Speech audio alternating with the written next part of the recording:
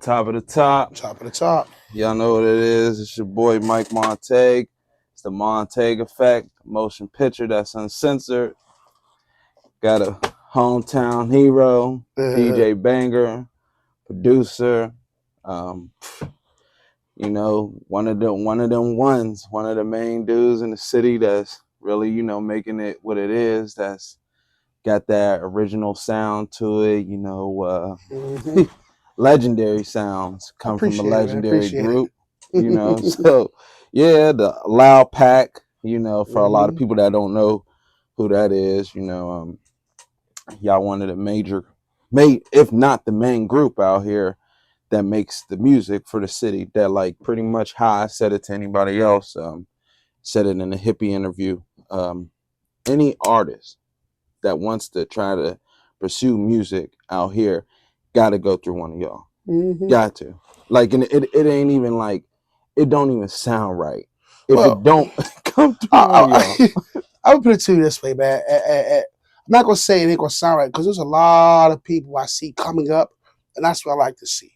I like to see people inspired by things that we did. You know what I mean? Because my whole thing and philosophy is whatever we didn't do, they will. Right. You see what I'm saying? So we've done a lot. Yeah. Collectively, we've done a lot.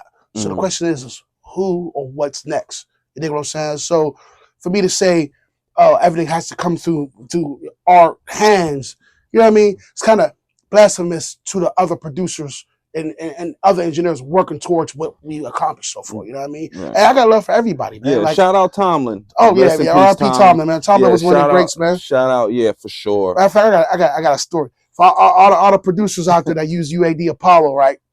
So, on the Apollo Twin, or the X, and the console, you got monitor and you got record. And record means the plugins you place on the mic channel, they actually record on your DAW. This nigga had a ton of plugins, bro. But had this shit on monitor. And he kept asking me, like, bro, well, it sound good in the headphones, bro, but when I come to recording in Pro Tools, it sounds shitty. I said, bro, do you got the recorder on? He said, what do you mean? He said, like, look, right here was blue. You got to press the red button. He said, shut the fuck door. Shut the front door. You mean to tell me this whole time I've been recording with the effects off? I said, yeah. Bro. Not even knowing. Not even knowing, bro. A lesson. And that's the difference between like most people, bro. Like my goal is to help anybody and everybody with their platform. That's anybody. You know what I'm saying? No matter what it is. I've created DJs, producers, you know what I mean, videographers. I've created a lot of opportunities for a lot of people. You know what I mean? And I'm still going to do that, because that's who I am as an individual. Yeah, you know what I mean? Definitely cemented. Oh yeah, for sure. For sure. I mean, I know that. For sure. I feel like my work ain't done. Yeah. I feel like I have so much shit to do. Yeah, no, you still going. Would you say you in your prime? Or are you saying you getting into your prime? I would say I'm figuring it out. See, prime is prime. To me, when you say people say prime, is that creative aspect or is that the business aspect? You understand what I'm saying? You know what I mean? Like what are we talking about? Creativity wise? I never heard it. I'm saying in that wise. I'm in my right now. I'm in my creativity prime. Now I know that I'm in my creative bag. You know what I mean? Just because me coming back from Atlanta, being there for so long and learning the game, you know what I'm saying? It's more fluent to me now. Yeah. But also, I learned more about the business that I didn't learn before leaving here. That you didn't know. Yeah, they leave us dry out here, bro. Like, we don't really got no no disrespect to the old heads before us, but they didn't know. They didn't give us nothing. They didn't know neither, bro. Like, you know, fuck, you gonna have somebody some shit that you ain't, you know what I mean? Like, shit. You know what I mean? They ain't give us shit. They ain't give us shit, man. They ain't give us shit. Hey, listen, I hope you wish you the best, man. Go ahead and get up out there. Facts, get out there. Facts. Not even, hey, man, they do this. You should do this. You should do this. Like, none of that.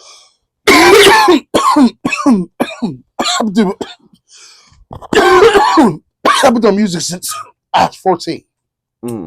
I got mixtapes out during high school. I went to Oliver High School. I had a group called Club Bangers. It was Bang Out Entertainment. Me, Lil Kurt, Bully, R.I.P. Bully, That where the Double J. This is is that before where I the even met. bully joint came from? Where ass No, going on? no, no. That was a whole totally separate group of niggas. I'm saying Oh Bully was shit. an actual person. He passed away not too long ago. You know what I mean? Okay. But we had, you know what I mean. We was producing.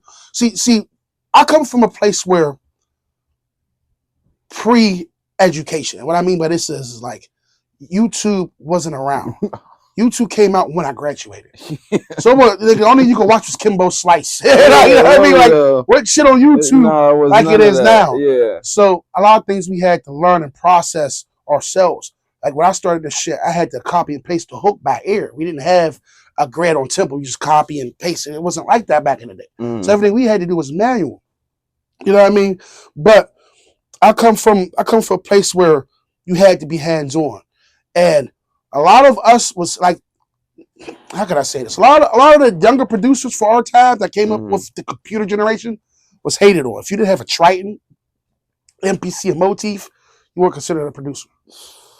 You know what I mean? And meanwhile, I'm gonna be honest with you, I be shitting on them niggas. Hold on. So this is where a lot of people don't understand the difference of producer and a beat maker. A lot of people don't understand the difference. What's the beat maker and what's producer? Because the producer, to me, I think the producer is, man, like it's like there's no words with it because he's definitely the song. You know what I'm saying? He's how the song's gonna go. You know how, and then producers' range is long because that's why it's your name. That's why I'm the producer because I can see everything as I'm orchestrating this shit. You know what I'm saying? A beat maker, you gotta give them credit, but a producer is different. That's a Beethoven. You consider he could be a Beethoven. that nigga Beethoven was black, first of all.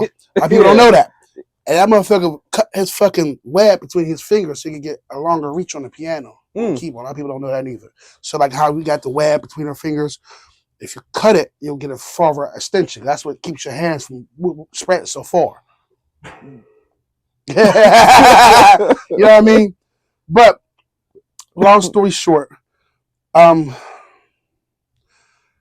producer to me is when the artist trusts your judgment.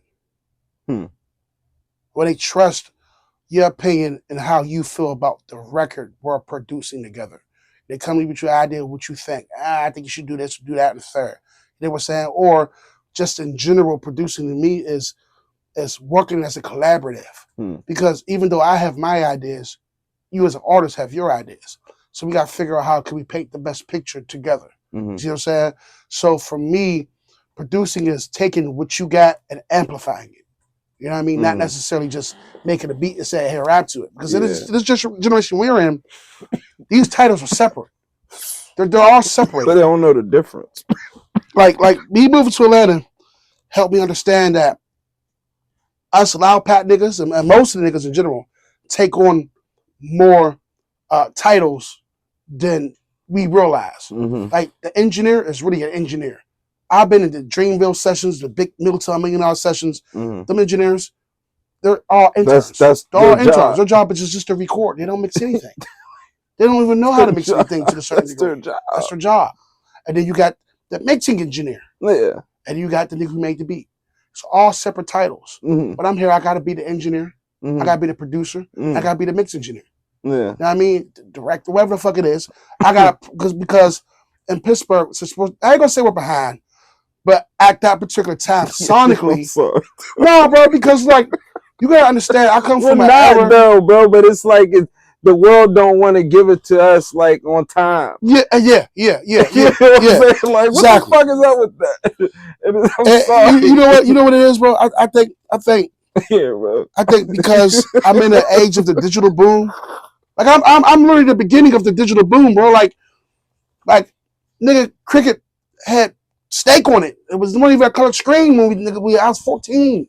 I remember this because I remember being downtown. Buses used to run at 2, 3 a.m. It was outside. Outside. These kids don't even go outside. So producing music then was a lot different than now. Everybody like you sit on your I computer, you don't come got to go from the nowhere. when you hear producers, bro. So it's like that was when I first fell in love with music. That's the first thing I wanted to do was be a producer. Reason why, Pharrell, Timberland, Missy, Swiss. It's the names. Kanye came out, and then I was like, oh shit! It's like this nigga can rap. Mm-hmm. What the fuck? Oh yeah, and then it's like Yep. this nigga's intertwined. He's like really rapping. So I'm like, I want to be a producer.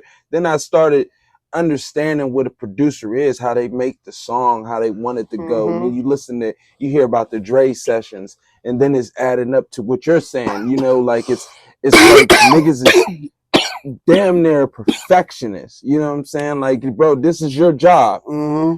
Don't try to do nothing the fuck else. Don't worry about doing this shit. Yes, this is what you're here for. And that's the beautiful thing, bro. It's like I said, going down there made me realize like each job is mandatory. Like, you know what I mean? Like it works so fluent. You ain't gotta worry about it. Just record the shit. You know what I'm saying? Yeah. Have the mix engineer send it off. Do what you need to do. You know, and everybody eats because of this. Mm-hmm. If these titles were here, we would be paid tenfold. Right. We would be paid the hourly wage, which you pay the studio. Right. Then the studio pays the engineer. Yeah. So I would be right. that money and that money. You know what I'm saying? Exactly. And then okay, you need the mix. Well, how much is mixes? Mixes range between $200 and $300. Now we ain't talking about the beat. We didn't even get to the beat price. You know what I'm saying? Yeah. So it made me realize that us being behind made us special. Yeah, if that makes sense. It did. Because us not having the industry standard here forced us to become our own standard. It's like we needed our own. We still how I feel now. I feel like we're just getting there. No, we been there. We're getting. Hold on. Listen, go. We're not just getting there. I feel like niggas is really having their own sound. Because hold on, bro. Before you listen to my case, I'm listening to you. Niggas was following the drill wave for about 5 years. 5 years. It's not until the pandemic hit, niggas decided, hold on, I'm not even gonna say that. And shout out to Asco, but this is, he's the first one I'm gonna say. When the sound changed with Dab Lord, the sound changed. And it was okay, that's when it started to be different, Yeah, I understand what you're saying. When it started to be different. And then it's like, okay, this is now we can get some light shined on us, the right way. And then it's like niggas be stuck into catching other cities' flows instead of being just this own sound. But outside of Asco, Hardo, and Heemy, nobody else is really like pushing their own. I don't that I know of right now. You know what I'm saying? And anybody that I didn't name, that's my fault. I'll name you could cover them. I'm gonna name them for you. Could name them too. See, look, I'm gonna be honest with you. I feel like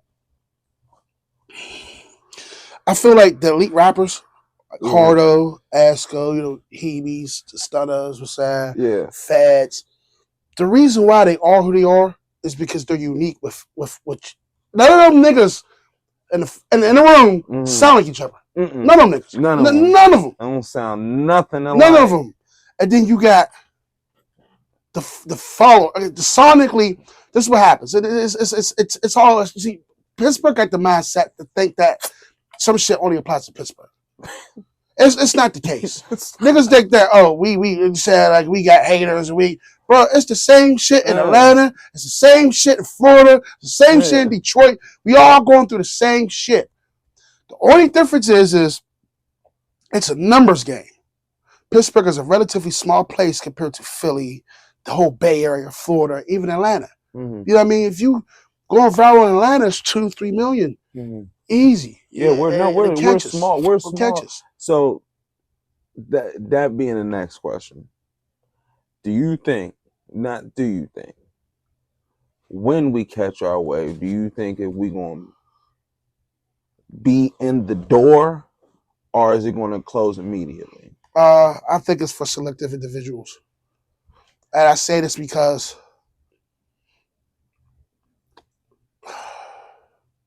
Do you think we can do? Okay, it's different times now that we Yeah, speaking yeah, of. yeah, So yeah. you thinking now? Okay, There's a lot of young niggas out here say doing their shit right now. A I lot of know young there's some niggas. young niggas that's getting busy right now. I fuck with Uh, Duke Bill. You know what I B mean? dot, B dot. Yep, yep. my nigga Weez, Joe Weez, Mm-hmm. shout out Joe Weez, put me on the B dot. But I'm feeling like, okay, so you feel if niggas get in the door, do you feel like they can keep the door open? I don't know. That's a good question, bro. It's a good question. Do you feel Because like they can keep the door open, or would they? I know I don't think they have a choice. It's not about them. You know what I mean? It's all about like there's gatekeepers still. It's a lot of gatekeeping. You know what I'm saying? We ain't gonna say no names, but there's a lot of gatekeeping going on in the city, bro. Yo, And it's not that it's a bad thing because the beautiful thing about the world is that internet busted open a lot of thresholds mm-hmm. that 2012, you know what I mean, you couldn't do. You just unheard of. You got your little money, you can go home press one. Shooters only, amped, off the porch, off the block, whatever the fuck it is, you can create your own campaign. Yeah, You know what I'm saying? So you could gain exposure with the right dollar amount. And it don't cost as much as people think. yeah. It's just that motherfuckers is localized. And you know what I mean? All these niggas got a nigga who got 10 bands to throw behind them. Mm-hmm. Take your little press run. Go down Atlanta, set you up. It's easy to 1,500 here, $2,000 here. Yeah. It might cost you like 10, 15 bands, bro. Mm-hmm. But those type of things, I'm saying, like influencers, you know what I mean, with the right budget. Hey, listen, I got this song. You know what I'm saying? You know, I'll give you 200 if you dance to the song. I got to dance for you. You know what I mean? You do that with 10 people who got, you know, 500K, 250K. You know what I mean? It could pick up. It could pick up easy. But most motherfuckers don't have the mindset to put the actuul plan together. Yeah. I feel like, so when you say the door open, no, I'm giving the sauce. I really am. They're not listening to me. But once you figure this aspect out, because this is a digital world, you can touch people. You know what I'm saying? And that's what the Jewish people know. You know what I mean? I don't mean to throw the Jewish people out there, but it's a community. You know what I mean? It's a community that we're not technically involved in. But, like I said before, if you make the right connections with the right people, you can get popping. It's easy. It's not as hard as it used to be. Like, especially if you got a little bit of talent, it's a lot easier than it used to be. You know what I mean? Yeah. You know, and that's where talent comes into play. You know what I mean? Talent's going to depend on how long you stay. Yeah. You know what I'm saying? Yeah, a lot of, but this is where I just had this conversation and I heard French say it too. A lot of people are following the streams more than their passion. And facts. I really believe that. You know what I'm saying? I think that they're trying to follow the streams more than the passion. So it's like my streams is making me hot. I'm a run with this. You know what I'm saying? Instead of what's got me here. You know what I'm saying? No, not even got me here, but no. It's funny because nothing. There's different realities for different people. One person could be doing major streams. Don't get it fucked up. Major streams that might know more people than everybody. You know what I mean? But there's this one individual that could be influential towards even the younger generation. You know what I mean? Now, who would you say most popping? The person that got millions of streams or the person that does, you know, fairly decent, but, you know, got influence. You see what I'm saying? Because people seem to think numbers is everything. Momentum is everything. Yeah. You know what I'm saying? It's all about anticipation. Progressing. Yeah. So every time you drop, it needs to go up, up, up. Most people, they plateau. Yeah. You know what I mean? It just stays the sophomore jinx. Yeah. You know what I mean? It's the same thing with industry. You know what I mean? When you look at artists that come on and fell off, like some niggas get on, they on. And they stay on. And some niggas get on and know how to stay on, fizzle right off. You know what I mean? I use a crash house story. Nah, I don't even want to say that about bro. But it happened. Fetty Wap. It's a crash house story. I believe bro really, he came out swinging. You know, he got all them hits and he released them all at the wrong time. I don't think that was the case. I believe. Listen, bro. Listen, hear what I'm saying. It came out about 5 hitters, knocking them out the park. all he had to do was split them up. He could have ran with Trap Queen and two of those for the whole first album and tour, came back, knocked the second album out with those other two singles, and still went Bro, out. listen, bro, listen. I think, bro, we're in a federal joint right it's now. not. See, what happened to Fetty wasn't talent. I think you're confusing the aspect of being a creator. When you're a creator, you don't ever think that this is going to be your last or this is going to be your biggest. Yeah. You know what I mean? He is as mighty. If you ever listen to Fetty, he's really an artist. You know what I mean? Like vocal control, he used that shit like an instrument. Yeah. Like how Reese Younger do. You see what I'm saying? Like his vocal is an instrument and he uses it well. It's just that his relationships kind of faltered. You know what I mean? Like even with Maui when he did when Drake got on that shit or whatever the fuck that shit was, he didn't like that. Yeah. You know what I mean? Yeah. That was a relationship you were supposed to build. Yeah. Instead of keeping your distance and feel like you're the man. Yeah. Arrogance will do it to you. Yeah. When you get to a certain level, you get to a point where you block your own blessings. Yeah. You know what I'm saying? And I just believe that's what happened to bro. You know what I mean? And then he had a lot of people that was dependent on him. Yeah. So when the money go, you know what I mean? It's hard to come back from that. Yeah. You know what I mean? It is. So I think he just had a series of unfortunate events. Because I can't blame him on the talent, bro. That nigga was hard. He is hard. He was. Yes, he is. I just believe that. So I don't think those songs was the problem. No, it it's was not the songs. I believe that he released them at the wrong He did what he was time. supposed to, bro. He did exactly what he was supposed to. His next set song was supposed to jump like crazy. Yeah. He did exactly what he was supposed to. I mean, he still did jump out the roof when he before he went in. So you know, yeah, bro. Look, this music game, bro. Song, it's a different game. You gotta figure when Drake came out, bro. When he dropped hits back to back. That nigga, he did master simplicity. That's he mastered simplicity, bro. All his songs are simple to remember. Mm-hmm. So all the courses, they're simple words. Mm-hmm. He masters some. His dad's a fucking musician. You know what I'm saying? Like that's not hard to. Once again, though, ain't say anybody say it ain't hard. Who else is doing it like that? The Temptations did that. Man, we talking about now. Nigga, you would say the Temptations. The niggas had fucking 80 members in the group. Fuck you talking about, nigga. The niggas had more members than football teams, nigga. Basketball teams, all nigga. The new additions. Exactly. Niggas arguing every other day. That count, nigga. Every other day, David. Yeah, David was a Bobby for real. Facts.